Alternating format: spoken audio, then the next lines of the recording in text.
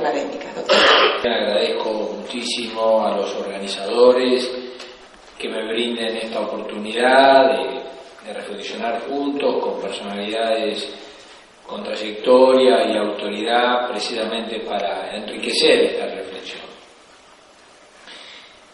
Yo la verdad es que voy a tratar de dar una especie de giro respecto a lo que pensaba decir, en función de que en la primera intervención se habló de aquellos perfiles, aquellas idoneidades que justamente terminamos de delinear en aquella comisión perfil del juez que se gestó en la mesa de diálogo argentino.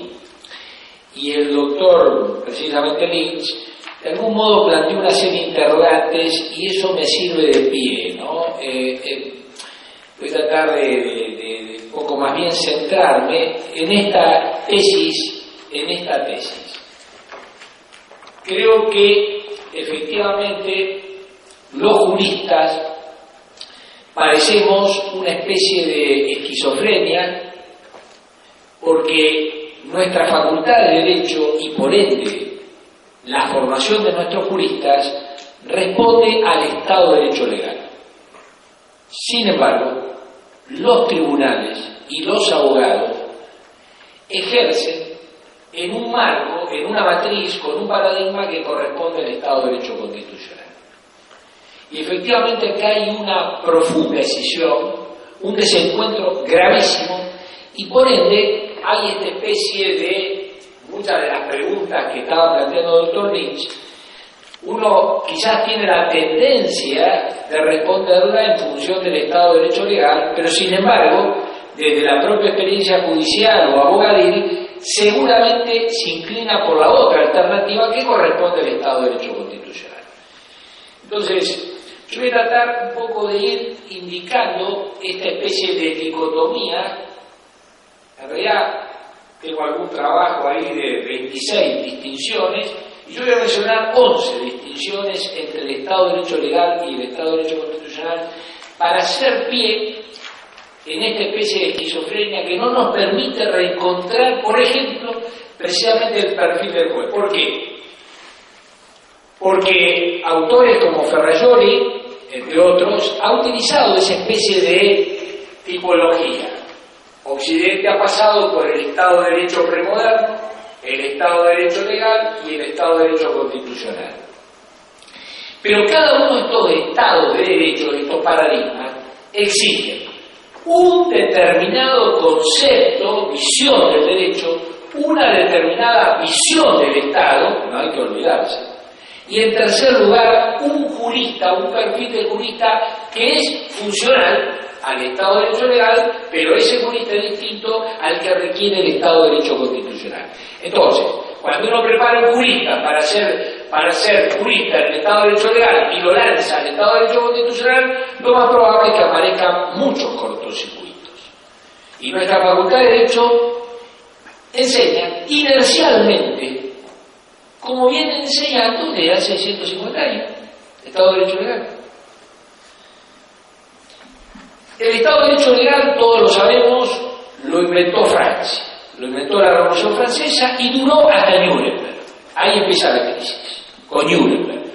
La segunda mitad del siglo XX está destinado a construir sobre el Estado de Derecho legal el Estado de Derecho constitucional. Y nosotros, que de algún modo nos fundaron con una matriz constitucional que venía del Estado de Derecho constitucional norteamericano, que fueron los que inventaron realmente el Estado de Derecho constitucional, y una matriz del Estado de Derecho legal que vino de Europa, esta doble vertiente terminó de prevalecer el Estado de Derecho legal. Nuestras facultades son hijas del Estado de Derecho legal.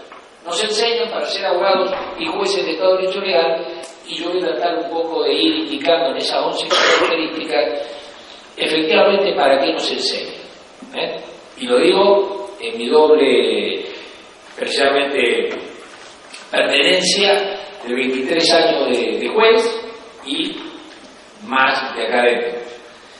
A ver, lo primero, la primera característica. ¿Qué nos enseña en nuestra Facultad de Derecho? Que el derecho es lo contenido en la ley. Y si yo pregunto, ¿Qué es el derecho? Bueno, acá hay alumnos egresados de la maestría de la Austral, y justamente yo la primera filmina que pongo es: dime qué piensas del derecho y yo te diré qué juez eres y puedes llegar a ser, entre paréntesis, siempre y cuando actúes con coherencia, porque el otro tema es un problema psicológico que no me corresponde a mí resolverlo, ¿no? Pero de algún modo es esto. ¿Y qué le dicen todos? Jueces, camaristas, ministros de corte, tenemos varios egresados provinciales. Conjunto sistemático de normas legales. El derecho es la ley. Y yo le pregunto, teoría de la fuente del derecho, me nombra sistemáticamente la ley, la primera. La costumbre, bueno, en fin, entra la costumbre interpretativa de la ley. La costumbre se define en función de la ley, la supletoria de la ley, la derogatoria en general se rechaza, como la había rechazado Vélez Arfiel, en la derogatoria. Hay un silencio, alguno más audaz podré repetir jurisprudencia, si se enteró de la reforma del 74 del libro primero del Código Civil español, bueno, y ahí se termina la nota. Y hay omisiones gravísimas. La primera, la Constitución. Y lo peor es que cuando se intenta subsanar esa omisión, apelando que cuando se dijo la ley, se estaba queriendo decir la Constitución, lo cual es realmente peor el remedio que la enfermedad, porque si entramos, explicamos la razón por la cual asimilamos con esa metáfora, con esa poesía, que la Constitución es la ley fundamental, o la Carta de Navegación, en fin, una metáfora. Pero no se puede confundir la ley de la Constitución, porque efectivamente, en gran medida, aquí está el corazón del problema. Y por supuesto estamos olvidando, qué sé yo, el ius cogens, que la Corte Suprema ha permitido, fundándose en el ius cogens, abrir los tipos penales, principio de tipicidad, hecho pomadas con el ius cogens. Y el ius cogens nunca se ha escrito todavía, no está publicado, no hay ningún texto canónico de ius cogens. Y la Corte falla, cree por el ius cogens, por mayoría.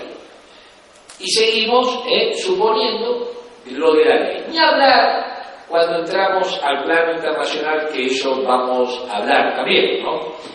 Entonces, el derecho no es más la ley. La ley es una partecita del derecho. Si ustedes quieren, una parte. Si ustedes quieren, la parte muy importante. No voy a entrar en discutir. Pero lo cierto es que la Constitución alemana del 49, la ley fundamental de Bonn del 49, es la primera que introduce esto que en autores como Engels precisamente ha dicho que ahí está la madre del borrego, la distinción entre ley y derecho. Porque si me ponen la distinción, aparece este problema. Es lo que le pasó a los jerarcas nazis, lo que le volvió a pasar a fines de la década del 90 a los guardianes del muro de Berlín, que cumplieron la ley y los condenaron penalmente por violar el derecho. ¿Cómo explico yo a mis hijas abogadas recibidas de la Facultad de Derecho cómo comen esto?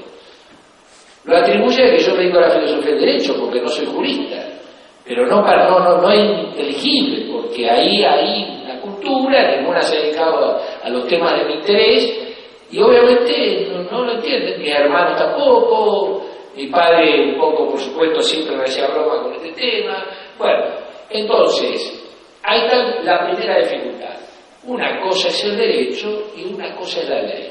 Y cuando contradice, prevalece el derecho, es obvio. Esto es de Nuremberg a los guardianes del muro de Berlín, o a Simón, el de nuestra Corte Nacional.